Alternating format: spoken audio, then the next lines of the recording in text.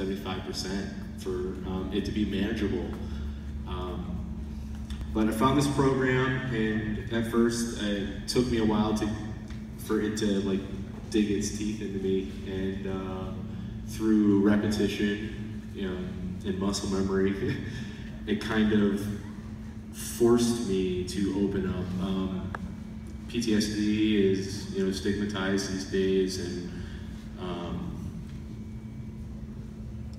it was hard at first to admit that I had it. And were you experiencing this on your own? I mean, did you have any? Does your family, were they aware of anything you were going through at this point? My wife kind of had, my girlfriend at the time, kind of had an idea, but she didn't understand the completeness of it, like the whole picture, until she started going to classes for it too. Oh, I'm so happy you said that. So just so you know, family members can go to mental health treatment with veterans, right? So veterans can go alone, but they can also bring a spouse, a child, a parent, or any kind of support network that they want, so that they could better understand the veteran in their household, right? Is that right? Yes. Yeah, and how would you say she benefited from going with you? Oh yeah, completely. She knows how to handle me more, handle my my downs, so to speak. She's able to sense it and then point me in the right direction to better it. And so, talk about your participation in the arts program. What specifically drew you to it? Okay, so I do. I like painting. I'm a painter. I do backgrounds mostly. I love like scenery, pop art. I love cartoons, that kind of thing. But I am like the bulldog of the organization at the hospital. I take our vets that have any problems and anything. I take them right to where they go and make sure that they get the proper treatment that they're looking for. That most of the time you're pushed away because you don't have the right piece of paperwork or you went to the wrong building. I don't take no. I say, okay, well, bring me to this right place, and so to speak. So great. So that was part of another component of this program that I wanted to create, is that these guys fight for each other's rights and fight for the services that already exist in the VA, and so. Being in a community with each other and painting and doing something like that people would normally think like, why are you painting with these guys? Is to start these conversations. Like one of the things that he was able to access was book rehab, which is that he got access to school things, and it was through conversations with other veterans in these art classes that he was able to find out about the services that exist for them.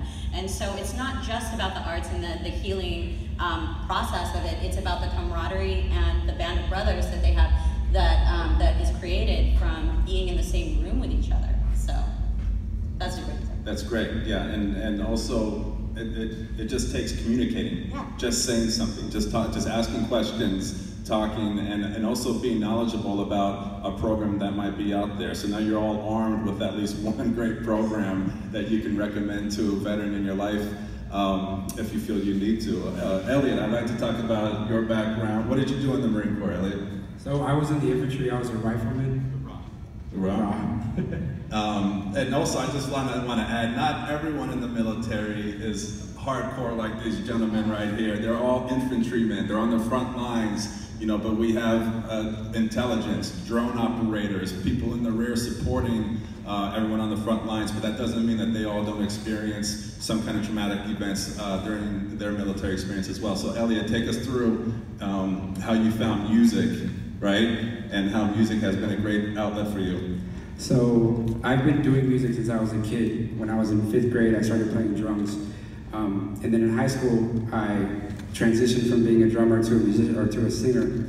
And then I joined the Marine Corps pretty much right after high school. I was 5 days out of high school graduation, and I was on the Yellow Footprints becoming a Marine. Went to Iraq, Ramadi, Iraq in 2005.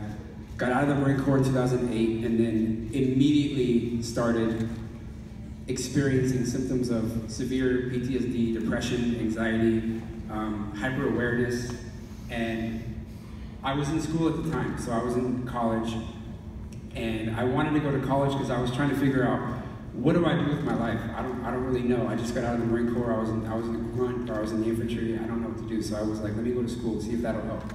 So I was in school and I was doing music at the same time, and it wasn't working. I couldn't focus in classes. My anxiety was through the roof. I couldn't take tests. I was failing this class, failing that class. So I dropped out of school and I started getting counseling through the VA at a vet center in Corona, California, out here. And the counselor that I had was really good at her job, and she was like, let me know what your symptoms are.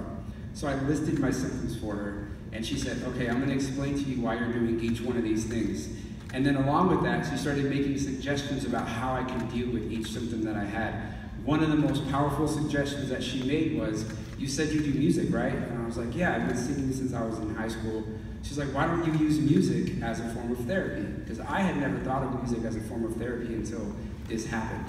And so I was like, you know what, that actually might be right. She was like, yeah, you get an adrenaline rush when you perform on stage. You can express yourself through songwriting. And I was like, you know what, you're absolutely right. So I took that advice and I ran with it. And that's what I've been doing ever since. So ever since about 2013, I've been doing music, and my debut album is going to come out this year. Last year, I released a song, thank you. Last year was the first time that I was ever actually able to talk about my military experiences with PTSD in my music, because for a while I was going through a transition of trying to figure out myself, trying to get the counseling, trying to get the help. And so, and then in 2008, I didn't mention I was actually homeless, which is how I ended up in that situation, going to the VA. So 2013 comes around, I go through the counseling, I start doing music.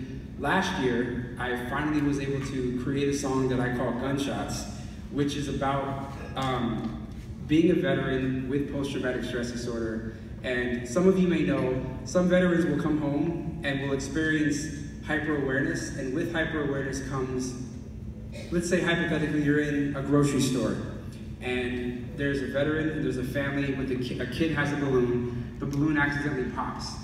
That popping of the balloon reminds that veteran of being in a firefight, takes him back to being in combat.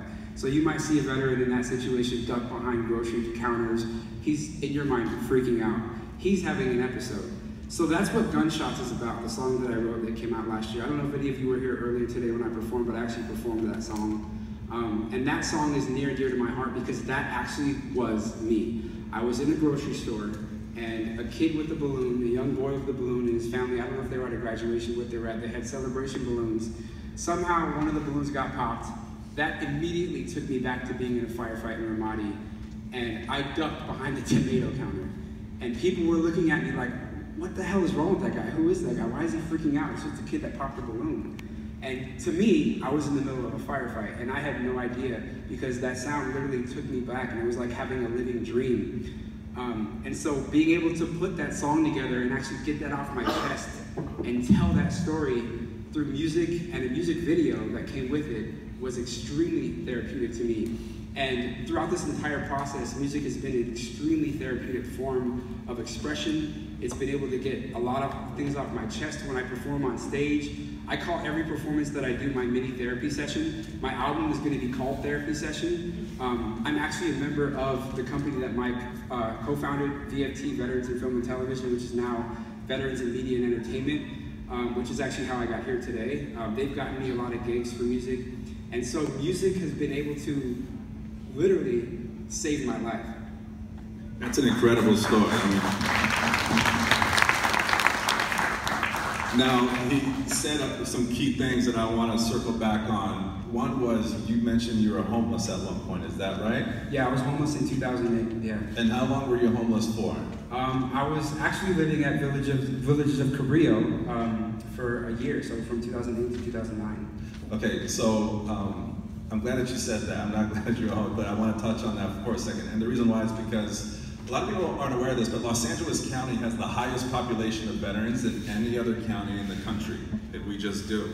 And more veterans move to this city than any other city in the country, okay? And so, as a result, there's a lot of great resources out there for veterans, but there's also big issues going on in the community, such as homeless. We have the highest homeless veteran population. But the reason why I want to talk about it just real quickly is because there's a stigma and a stereotype to homeless veterans, that they're alcoholics, drug addicts, that they're on the streets begging for money, et cetera, et cetera. And yes, there's certainly a component of that that's involved in that community. But at the same time, there's a lot of homeless veterans that are living in their cars, that just don't have a roof over their head. And they're still students, right? And they're going to the gyms to shower up, and you would have no idea that that veteran is homeless because they look squared away. They just do. But internally, they're not winning the battle inside, and it's causing all these external issues in their life, and you would have no idea.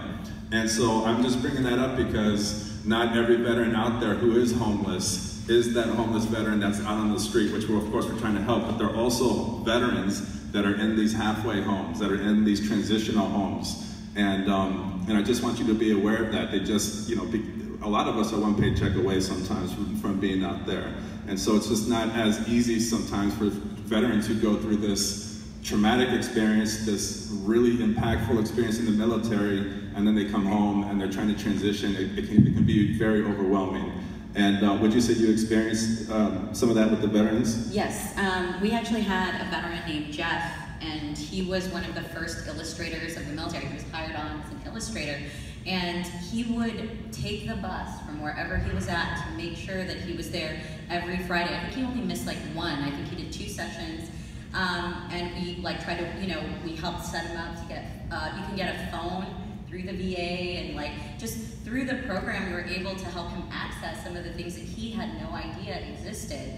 And I think that, having programs like ours, it really gets them into the rooms and getting access to those programs that are specifically for homeless veterans. And it is, and Jeff was totally, you would never think that he was homeless. He just looked like he was a guy with a backpack just cruising around Los Angeles.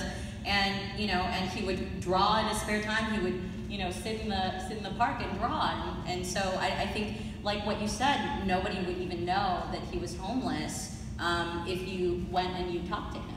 Sure, a good friend of mine was homeless at one point with a family. He had a wife and children, and he had relationship issues because of the mental health issues he had been going through.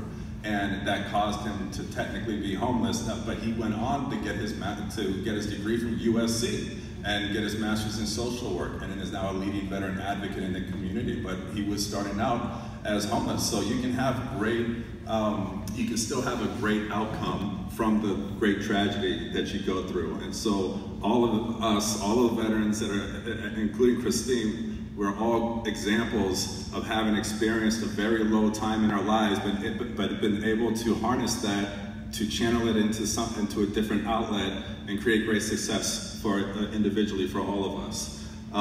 Is there anything else you guys like to add, Mike, John, about your experience? Why you stay involved?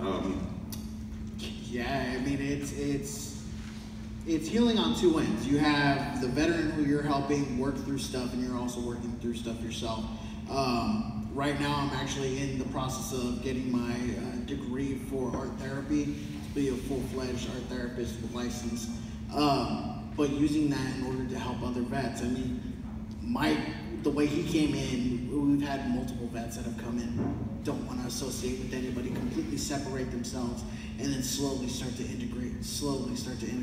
And it takes time, but using art and using a medium, whether it's a physical art, whether you're dancing, whether you're singing, any way that you can express yourself, you have the power to reintegrate yourself into feeling all right.